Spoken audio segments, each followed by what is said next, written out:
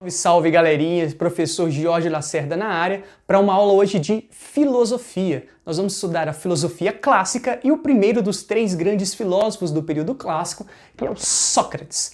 Sócrates é um dos filósofos mais importantes na história da filosofia, tendo sido o mestre de Platão, que por consequente também foi mestre de Aristóteles, formando essa trinca de filósofos que são chamados de clássicos porque são atemporais. Até hoje esses filósofos são extremamente importantes para a história da filosofia em muitos aspectos, influenciando diversas escolas e autores e sendo uma referência contundente de temas, conceitos e princípios que até hoje fundamentam a organização do nosso pensamento, não só na filosofia, mas também em outras áreas do conhecimento. Sócrates viveu por volta do ano 400 a.C. e ele estava exatamente vivendo o período em que a filosofia dos chamados filósofos da natureza tinha sido sucedida pelos chamados sofistas. Quem eram os sofistas e por que Sócrates teve tanto problema com esses caras? Os sofistas eram conhecidos como os mestres da retórica. Sofistas, na verdade, andavam pela Grécia ensinando para as pessoas a arte de argumentar bem. Como assim, professor, a arte de argumentar bem? Por que as pessoas se preocupavam com isso? Que importância tinha argumentar bem? Até hoje isso é muito importante? Obviamente que sim, mas por que ali naquele momento, naquele período da história da Grécia? Por questões ligadas à polis ateniense. Lembra que aquele indivíduo que tem o título de cidadão, participa da polis, tem o direito ao que nós chamamos de isegoria, que é o direito a discursar na polis. E só se destacava quem discursava muito bem. Então, os sofistas vendendo a arte da argumentação fizeram muito sucesso naquele contexto. Observem que eles, para isso, eles acabavam também relativizando a verdade. O que significa isso? Eles não acreditavam que existiria uma verdade concreta, universal.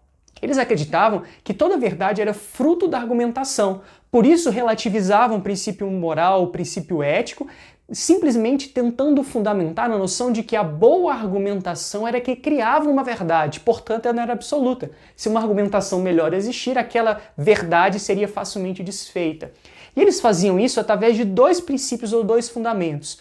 Através da persuasão, da arte do convencimento. E para isso eles ensinavam duas áreas do que nós chamamos da área do discurso, que seria a oratória e a retórica. O que era oratória? Oratória, na verdade, é a arte de falar bem. O bom orador é aquele que, sabendo falar bem, colocar bem as palavras, colocar bem a entonação, saber a hora de colocar um determinado discurso, uma determinada fala, ele consegue envolver o seu interlocutor.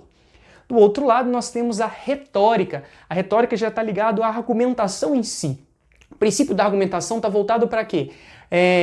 O princípio da lógica, o princípio de criar um argumento que possa ser inquestionável, ou um argumento que possa fazer com que o outro se convença da minha ideia. Se eu sei falar bem e se eu argumento bem, a minha capacidade, então, de convencer as pessoas se torna muito grande. Então observe que naquele contexto os sofistas fizeram muito sucesso. Pessoal, a gente pode comparar os sofistas a alguém, alguma coisa, em relação aos dias de hoje? Talvez a gente observe que existam muitas profissões que dependem muito da capacidade de argumentação, mas nem todo indivíduo que argumenta para convencer o outro tem como fundamento um princípio da ética ou a verdade. Muitas vezes a argumentação está ligada ao convencimento para benefício próprio, que é justamente o que os sofistas faziam. Um dos poucos sofistas que deixaram algo escrito é o nosso amigo Protágoras de Abdera. Protágoras de Abdera tem a seguinte frase: o homem é a medida de todas as coisas. O que significa isso? Significa dizer que se a verdade não existe por si mesma, ela depende de mim para existir. Então a verdade é o fruto da minha argumentação. Eu sou a medida das coisas. É a minha capacidade de argumentar que cria a verdade sobre o mundo. Ela não é anterior a mim. Isso levou, mais tarde, o nosso amigo Sócrates a, dentro do seu princípio filosófico, questionar e criticar muito os princípios dos sofistas. Sócrates acreditava que os sofistas, por relativizarem a verdade, relativizavam o que era fundamental, os princípios da justiça, da ética e da moral. Por isso, Sócrates propôs uma filosofia que buscava uma verdade mais racional e que todos poderiam ser capazes de buscar essa verdade racional, porque a nossa alma é racional.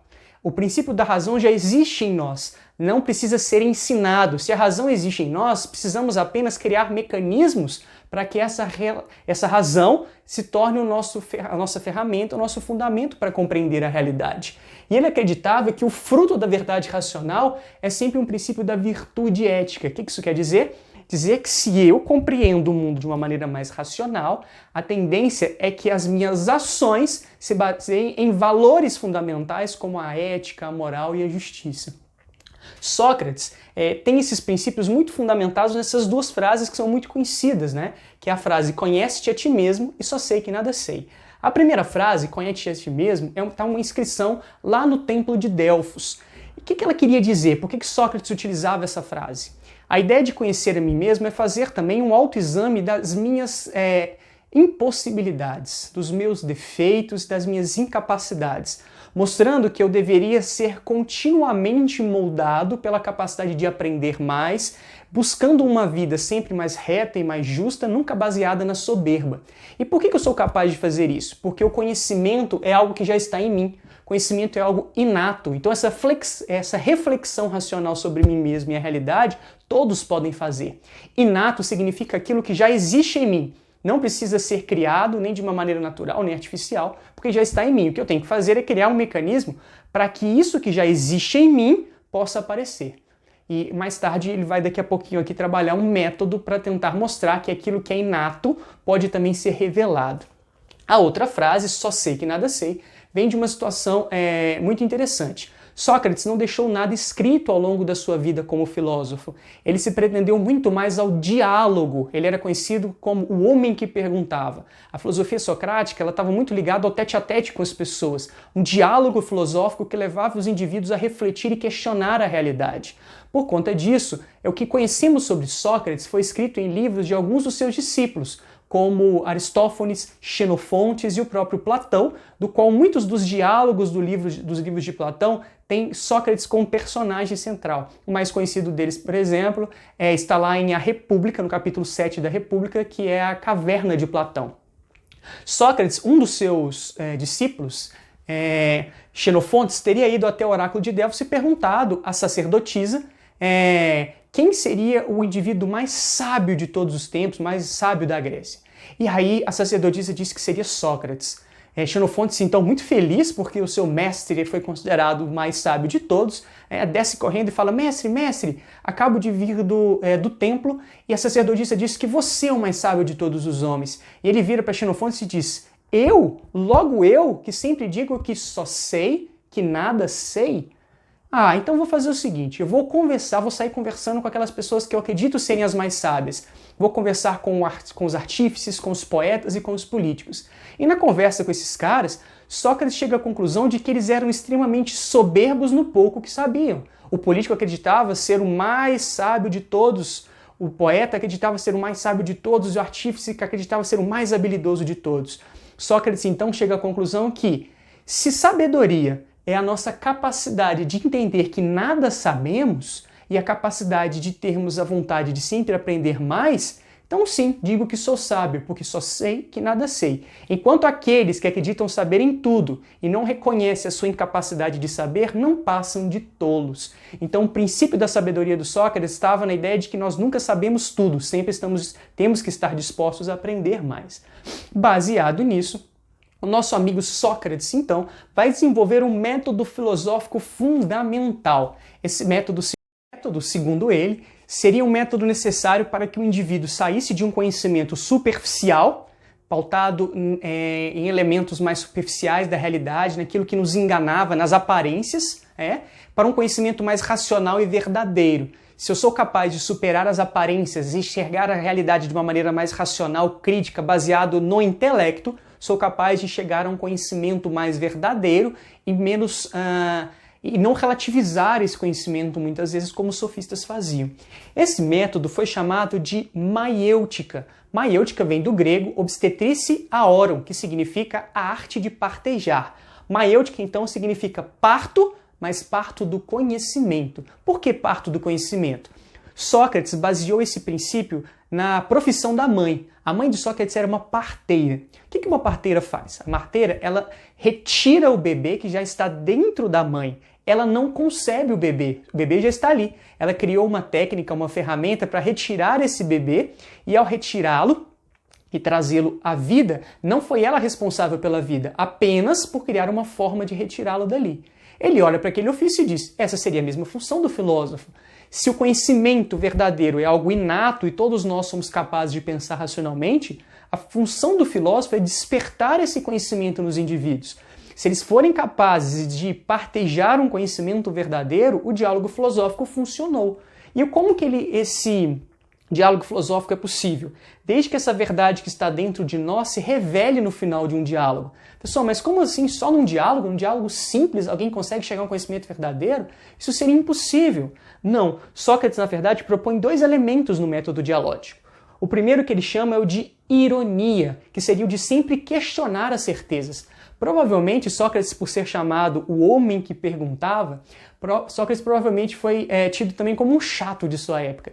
Sempre que alguém chegava e falava alguma coisa para Sócrates que parecia ser superficial, Sócrates sempre questionava para saber se aquele indivíduo dominava aquilo que ele está falando. Exemplo, um cara chega e diz assim, um político, olha, hoje eu fiz um belo discurso lá na Ágora e estou muito feliz com isso. Aí Sócrates perguntava, mas o que é belo? Ele dizia, belo é aquela égua, bela é aquela mulher, belo é aquele lindo vaso de artesanato. Aí Sócrates perguntava, mas se belo é tudo isso, você quer dizer que tudo é belo igual? A égua é tão bela quanto a mulher e o seu discurso? Aí o cara falava, não, mas eu não sei responder. Peraí, não, Sócrates, não me enche a paciência, eu vou embora.